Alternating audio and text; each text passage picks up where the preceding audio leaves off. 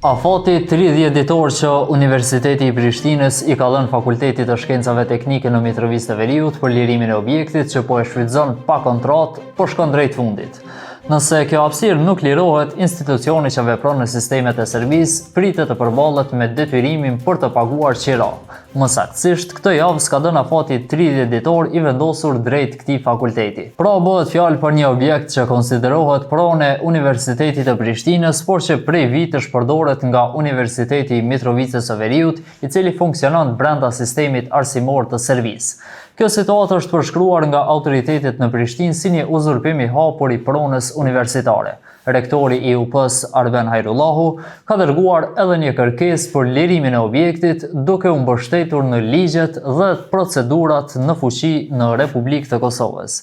Në këtë kërkesë zyrtare të dërguar nga rektorati thuhet qartë se Fakulteti i Shkencave Teknike në Mitrovica të Veriut po e përdor këtë objekt pa ndonjë kontratë të formalizuar me universitetin.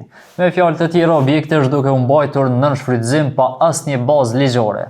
Sipas kërkesës, institucioni që vepron në sistemin serb ka dy mundësi: të liroj vullnetarisht objektin ose të hyjë në procedura për rregullime ligjore dhe përdorim të tij, përfshirë edhe pagesën e qiras. Ne kemi dërguar pyetje në Universitetin e Prishtinës, respektivisht tek rektori Hajrullahu, se çfarë mund të ndodhë nëse veç nuk rregullohen procedurat ligjore për këtë çështje, se dhe Fakulteti Teknik Serb nuk e liron pronën e UP-s, por deri në momentin e publikimit përgjigje nuk kemi marrë. Në anën tjetër, Nebojša Arsiq, rektori i Universitetit të Mitrovicës së Veriut, ka deklaruar për portalin Kosev se Fakulteti i Shkencave Teknike nuk funksionon brenda sistemit ligjor të Kosovës dhe për këtë arsye nuk mund t'i përgjigjet institucionalisht kësaj kërkese. Ai ka thënë se për hapat e mëtejmë është duke pritur udhëzime në thonjza, duke lënë të kuptohet se vendimet për këtë çështje nuk varen vetëm nga universiteti, por edhe nga struktura të tjera në Beograd.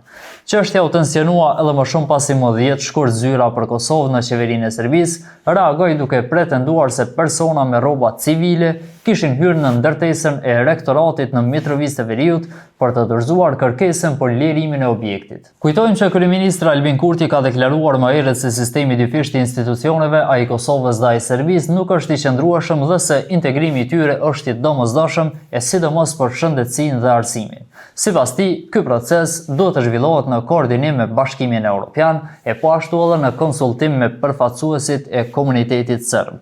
Kurti asë kohë pati deklaruar se për këtë integrim do të punohet shumë dhe së bashku me përfaqësuesit politik të komunitetit serb, por edhe me bashkësinë ndërkombëtare, gjë të cilën u transmetoi edhe ambasadorëve të vendeve të Kuintit, SBA-s, Francës, Britanisë së Madhe, Gjermanisë e Italisë.